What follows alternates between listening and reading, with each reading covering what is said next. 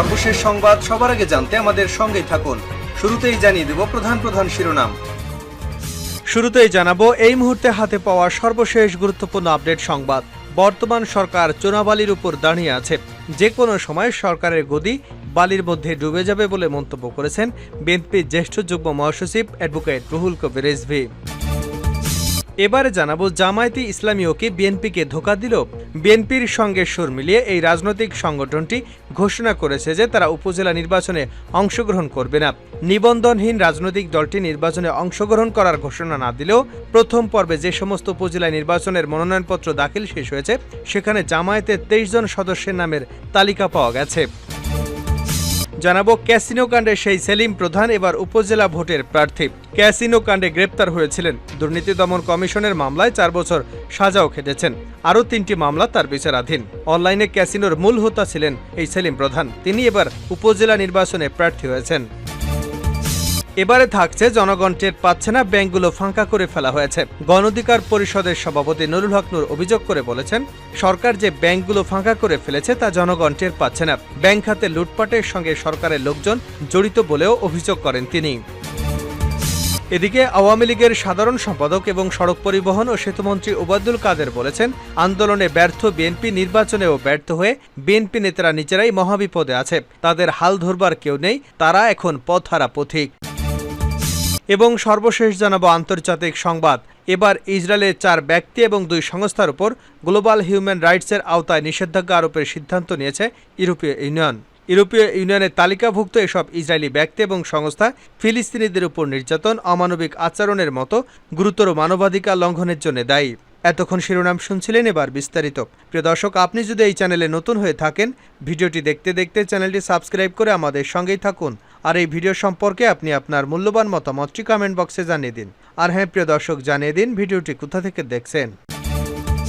যে কোনো সময় সরকারের গদি ডুবে যাবে রিজভী। বর্তমান সরকার চোরাবালির উপরে দাঁড়িয়ে আছে। যে কোনো সময় সরকারের গদি বালির মধ্যে ডুবে যাবে বলে মন্তব্য করেছেন বিএনপির জ্যেষ্ঠ যুগ্ম মহাসচিব রুহুল কবির রিজভী।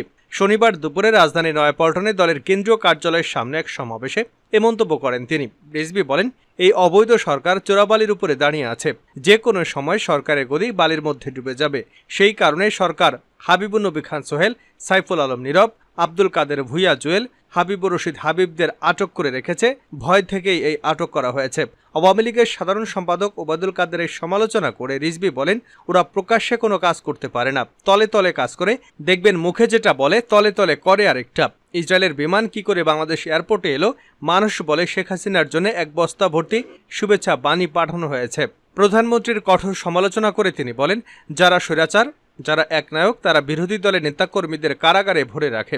ব্যাংক লুট করেছে, ঘরবাড়ি লুট করেছে, তাদের আপনি ধরতে পারেন না, কারণ প্রত্যেকটির সঙ্গে ক্ষমতাসীন দলের নেতাকর্মীরা জড়িত, তাই এদের ধরতে পারবেন না। নেতাকর্মীদের উদ্দেশ্যে বিএনপির জ্যেষ্ঠ যুগ্ম মহাসচিব রুহুল কবির রিজভী আরও বলেন, এই প্রচণ্ড রোদের মধ্যে আপনাদের যে আত্মপ্রত্যয় দেখেছি, আমি বিশ্বাস করি শেখ হাসিনার পতন হবেই। পৃথিবীতে ভালোর জয় হয়, মন্দের হয় পরাজয়। সুতরাং শেখ হাসিনার পতন অনিবার্য, বলেন রুহুল কবির রিজভী। জামায়াতও ধোঁকা দিল বিএনপিকে। জামায়াতে ইসলামী কি বিএনপিকে ধোঁকা দিল? বিএনপির সঙ্গে সুর মিলিয়ে স্বাধীনতা বিরোধী ফ্যাসিস্ট এই রাজনৈতিক দলটি ঘোষণা করেছে যে তারা উপজেলা নির্বাচনে অংশগ্রহণ করবে না। নিবন্ধনহীন রাজনৈতিক দলটি নির্বাচনে অংশগ্রহণ করার ঘোষণা না দিলেও প্রথম পর্বে যে সমস্ত উপজেলা নির্বাচনে মনোনয়নপত্র দাখিল শেষ হয়েছে সেখানে জামায়াতের 23 জন সদস্যের নামের তালিকা পাওয়া যাচ্ছে।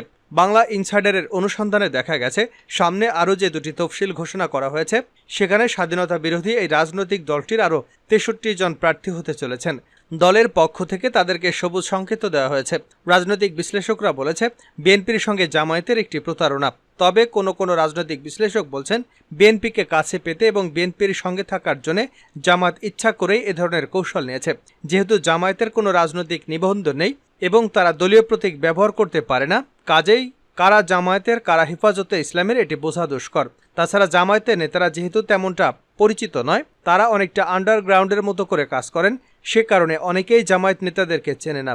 তারা বিভিন্ন ইসলামিক দাওয়াত, ইসলামিক শিক্ষা ইত্যাদির আলোকে এখন জামায়াতের রাজনীতি অনেকটা গোপনেই প্রচার করছে। এ কারণে কারা জামায়াতের রোকন, কারা সাথী বা কারা বড় নেতা, এটা সাধারণভাবে বোঝার উপায় নেই। তবে স্থানীয় পর্যায়ে যারা রাজনীতি করেন তারা জামায়াতের নেতাদেরকে চেনেন এবং তাদের সাথে উঠা বসা হয়েছে। বিএনপি যখন নির্বাচন বর্জনের সিদ্ধান্ত নিয়েছে, তখন জামাতও ঘোষণা করেছে তারা এই নির্বাচনে দাঁড়াবে না এবং যারা নির্বাচনে প্রার্থী হচ্ছেন তাদেরকে সরে আসার জন্য নির্দেশনা দেওয়া হয়েছে। কিন্তু এখন পর্যন্ত প্রার্থীদের কেউই মনোনয়নপত্র প্রত্যাহার করেনি। আগামী 22 এপ্রিল প্রথম পর্যায়ের উপজেলা নির্বাচনগুলো মনোনয়নপত্র প্রত্যাহারের শেষ দিন। জামায়াতের বিভিন্ন সূত্র বলছে ওই সময় তারা মনোনয়নপত্র প্রত্যাহার করবেন না। বিএনপি নেতারা এখনও মনোনয়নপত্র টিকে রাখার জন্য এবং নির্বাচন করবার জন্য তাদের কেন্দ্রীয় নেতাদের কাছে দেন দরবার করছেন। এ সময় বিএনপির কেন্দ্রীয় নেতারা স্থানীয় নেতৃবৃন্দকে বোঝাচ্ছেন যে জামাতও নির্বাচন বর্জন করেছে, কিন্তু বিএনপির স্থানীয় নেতারা বলছেন জামায়াত নির্বাচন বর্জন করেনি, বরং জামায়াত নির্বাচনের মাঠে আছে। বিভিন্ন সূত্র বলছে প্রকাশ্যে জামাত নির্বাচন বর্জনের ঘোষণা দিয়েছে কৌশলগত কারণে, কিন্তু ভেতরে ভেতরে যে সমস্ত উপজেলাগুলো তারা শক্তিশালী সেখানে তারা প্রার্থিতা ঘোষণা করেছেন। বিভিন্ন মহল মনে করে যে একাধিক কৌশলগত কারণে জামায়াত তাদের পরিচয় গোপন করে নির্বাচনে প্রার্থী হচ্ছেন। প্রথমত জামায়াত মনে করছে যদি সরকারের দিক থেকে জানাজানি হয় জামায়াত নির্বাচনে অংশগ্রহণ করছে, তাহলে আইন প্রয়োগকারী সংস্থা এবং সংশ্লিষ্টরা জামায়াতের প্রার্থীদেরকে প্রতিহত করার জন্য সর্বাত্মক ব্যবস্থা গ্রহণ করবে। তাদের বিরুদ্ধে আবার হয়রানি ও গ্রেপ্তারের ব্যবস্থা গ্রহণ করা হতে পারে। এ কারণে জামায়াত নির্বাচনের প্রার্থিতার কথা প্রকাশ করছে না। দ্বিতীয়ত, বিএনপির সঙ্গে সম্পর্ক টিকিয়ে রাখার জন্য জামাত বাইরে থেকে বলছে যে তারা নির্বাচনে অংশগ্রহণ করছে না। জামাত তার সাংগঠনিক শক্তি কতটুকু, তাদের কর্মী সমর্থকদের অবস্থান কি তা যাচাইয়ের মাধ্যম হিসেবে বেছে নিয়েছে উপজেলা নির্বাচন। এটি তাদের অভ্যন্তরীণ সাংগঠনিক কর্মতৎপরতা হিসেবে বিবেচনা করছে, আর এ কারণে জামায়াত তাদের নির্বাচনে যাওয়ার বিষয়টি প্রকাশ করছে না। ক্যাসিনো কাণ্ডে সেই সেলিম প্রধান এবার উপজেলা ভোটের প্রার্থী। ক্যাসিনো কাণ্ডে গ্রেপ্তার হয়েছিলেন, দুর্নীতি দমন কমিশনের মামলায় 4 বছর সাজাও খেটেছেন। আরও 3টি মামলা বিচারাধীন। অনলাইনে ক্যাসিনোর মূল হোতা সাজাপ্রাপ্ত সেলিম প্রধান এবার উপজেলা নির্বাচন করছেন। তিনি নারায়ণগঞ্জের রূপগঞ্জ উপজেলা থেকে চেয়ারম্যান পদে নির্বাচন করছেন।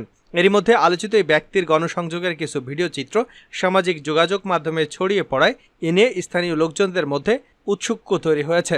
তবে উপজেলা পরিষদ আইন বলছে কোনো নৈতিক স্খলনজনিত ফৌজদারি অপরাধে দোষী সাব্যস্ত হয়ে 2 বছরের কারাদণ্ডে দণ্ডিত হলে এবং মুক্তি লাভের পর 5 বছর অতিবাহিত না হলে কোনো ব্যক্তি চেয়ারম্যান বা ভাইস চেয়ারম্যান নির্বাচিত হওয়া বা থাকবার যোগ্য হবেন না।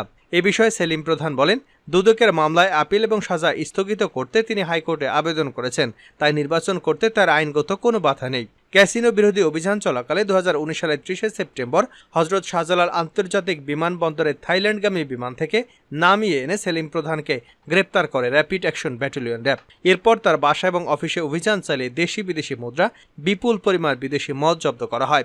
তখন আইনশৃঙ্খলা রক্ষাকারী বাহিনী বলেছিল সেলিম প্রধান বাংলাদেশের অনলাইন ক্যাসিনো বা অনলাইন জুয়ার মূল হোতা, তিনি প্রচুর টাকা বিদেশে পাচার করেছেন। তদন্ত সংশ্লিষ্ট সূত্র জানায় সেলিম প্রধান বাংলাদেশের প্রথম অনলাইন ক্যাসিনো চালু করেন। তিনি গুলশান বনানীতে P24, P21 অনলাইন নামে অনলাইনে ভিডিও গেম খেলার প্ল্যাটফর্ম চালু করেন। পরে 2018 সালের 18 ডিসেম্বর সেগুলোকে অনলাইন ক্যাসিনোতে রূপান্তর করেন। ওই অনলাইন ক্যাসিনোর প্রধান কেন্দ্র ছিল ফিলিপাইনে। সেলিম প্রধানের বিরুদ্ধে দুদকের মামলা ছাড়াও ঢাকার গুলশান থানায় মাদকদ্রব্য নিয়ন্ত্রণ আইন, মানি লন্ডারিং প্রতিরোধ আইন, বৈদেশিক মুদ্রা নিয়ন্ত্রণ আইনে 3টি মামলা হয়। বিচারাধীন এসব মামলায় তিনি জামিনে রয়েছেন। জনগণ টের পাচ্ছে না, ব্যাংকগুলো ফাঁকা করে ফেলা হয়েছে।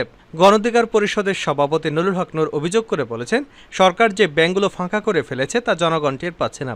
ব্যাংক খাতে লুটপাটের সঙ্গে সরকারের লোকজন জড়িত বলে অভিযোগ করেন তিনি।